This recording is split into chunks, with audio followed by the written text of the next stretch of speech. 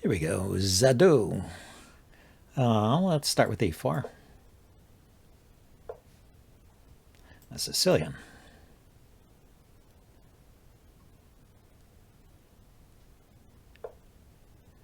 Oh, the A6 Sicilian. There's a name for this. I'll put it in the description.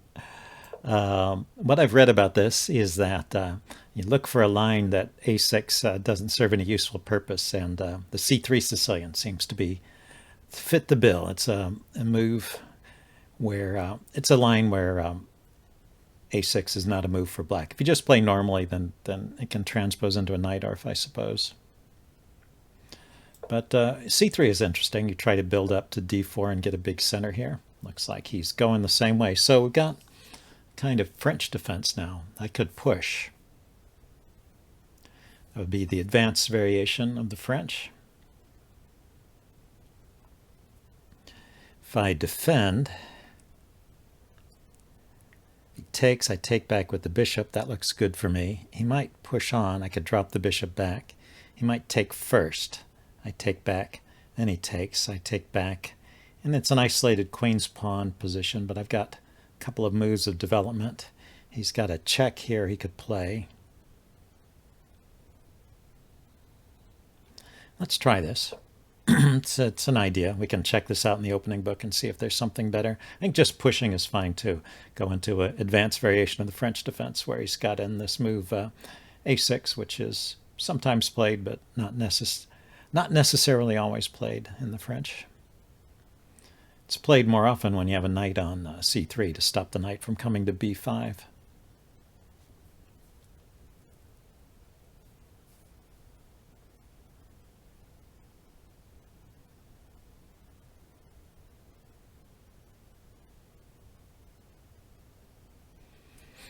I mean, we'll have to see how this works out, but it looks like I'm getting some quick development here while black has made a bunch of pawn moves.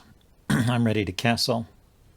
I'm also set up for a Greek gift sacrifice on h7 if he, but it'll be a couple moves before he even gets castled there. I suppose it would make sense to play e5 if I want to go for that kind of thing. But we'll give him a choice. Right now he has the choice of taking and taking, or just developing, and then maybe I could play e5 with the tempo on the knight if he plays knight to f6. Your opponent left the game. You can claim victory in 62 seconds. I'm going to wait. Oh, he decided to take. Okay. I'll probably edit out that long dead space in the video here. I'm not sure what happened there.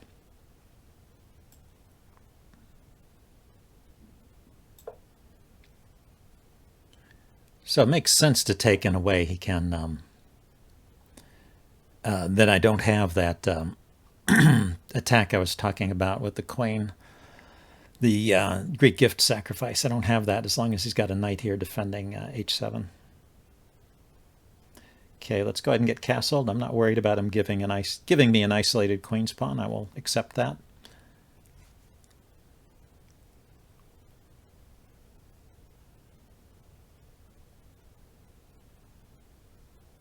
I'll develop with knight to, or bishop to g5 and knight to d2, I guess. Knight d2. Before I play knight d2, I suppose I have to take or something, do something about the d pawn. Because it will be hanging if I play knight d2. Well, now I have the option of playing knight to c3. So bishop g5, knight c3. Looks like a plan. Maybe the knight first?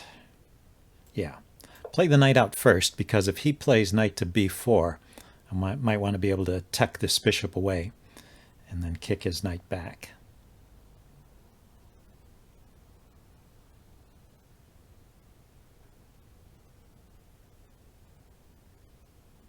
So bishop g5 and rook to c1 look like plans.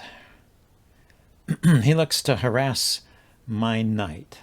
So before I move, let's think about what I'm going to do when he plays b4.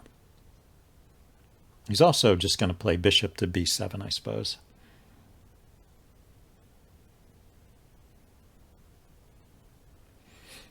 Well, if he plays b4 right away, I really can just play knight to e4. And with this pin on the knight, then I should be in good shape. So I no need to fear b4 at this point.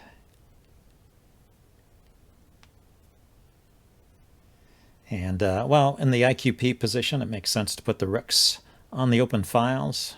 Sometimes you want the bishop on this diagonal to prepare a push of that pawn.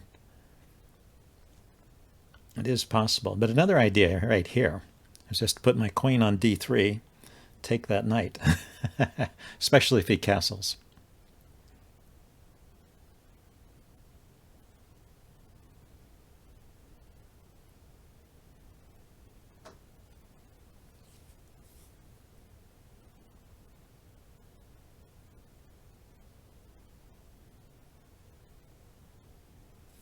Yeah, he's taking his time again. Just oh, he left the game again.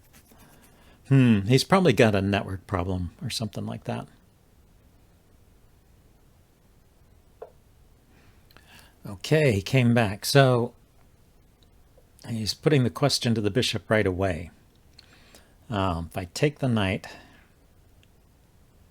I'll take with the queen.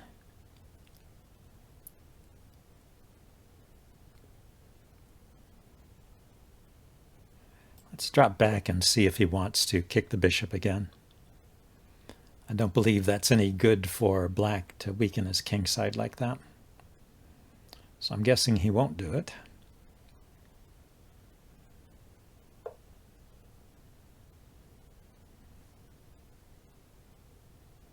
Okay, he repositioned his bishop before castling. So I could go queen d3 immediately, but let's take a moment here and put the rook on c8. He hasn't castled yet. So queen d3 is not actually a threat of any kind.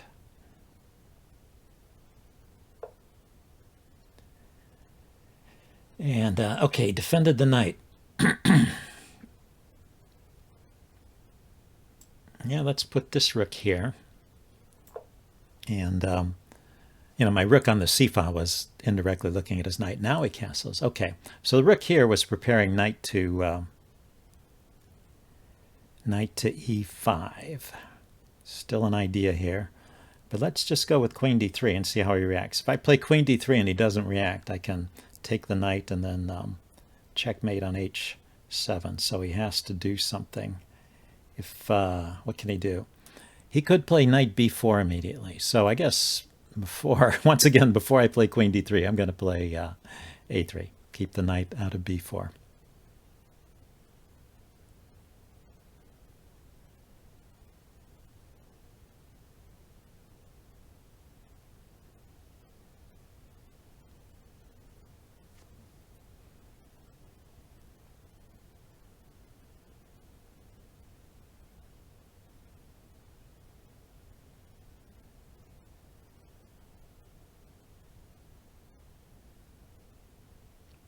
These isolated queen's pawn positions are actually very good for this attacking player.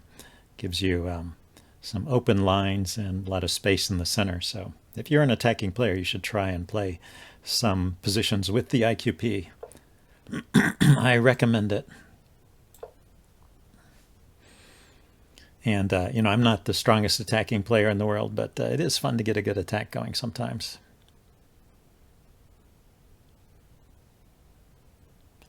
So yeah, now there's a simple threat. Take the knight and checkmate. How is he going to react?